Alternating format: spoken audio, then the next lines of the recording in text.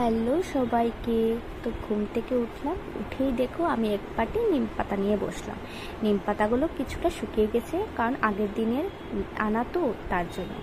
আর কিছুটা ছিল কাঁচা হলুদ। আজকে তো কাঁচা হলুদ এবং নিম পাতা বেটে গায়ে মেখে স্নান করতে হয়।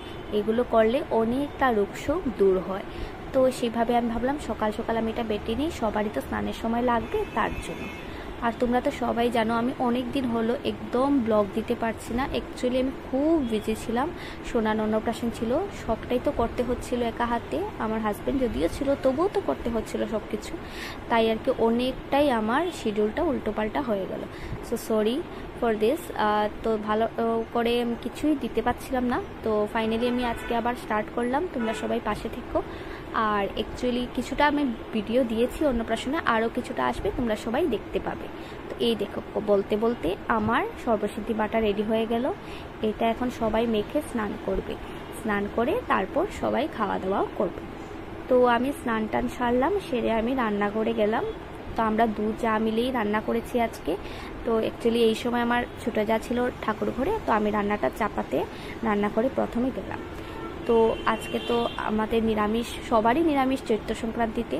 তো আমি সেইভাবে রান্নাঘরে গেলাম এবং আমি রান্নাটা চাপানোর জন্য বসালাম। আর এই যে দেখো, আজকের মেনুতে এই দুটো জিনিস ছাড়া বাঙালিদের অসম্পূর্ণ মেনু। এক হলো নিম পাতা, আরেক হলো কাঁচা আম।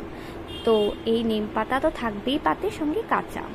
তো ফাইনালি আমাদের লাঞ্চের মেনুতে দেখো কি কি আছে।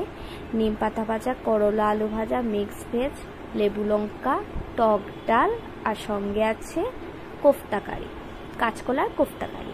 তো এই সব কিছু আমি আর আমার যা দুজন মিলেই বানিয়েছি। তারপর আমি অ্যাকচুয়ালি দুপুরে খাওয়ার পর আমি আমার সোনার সঙ্গে একটু টাইম স্পেন্ড করছিলাম। অ্যাকচুয়ালি ও না এখন ক্যামেরা দেখলে অনেক ভালো রেসপন্স করে, তাই আমি ভাবলাম একটু আমি ওর সঙ্গে সময় কাটাই। এইভাবেই চলছিল, হঠাৎ দেখলাম আওয়াজ রাস্তাতে। কি তো দেখতে পেলাম রাস্তাতে আওয়াজ হচ্ছে চড়ক পূজার যে কালী নাচ হয়, সেই কালী যাচ্ছিলেন।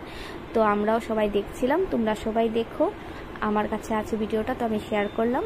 তো সবাই ভালো থেকো, সুস্থ থাকো। কাল তো শাল পয়লা, নতুন বছরটা সবার যেন খুব ভালো কাটে।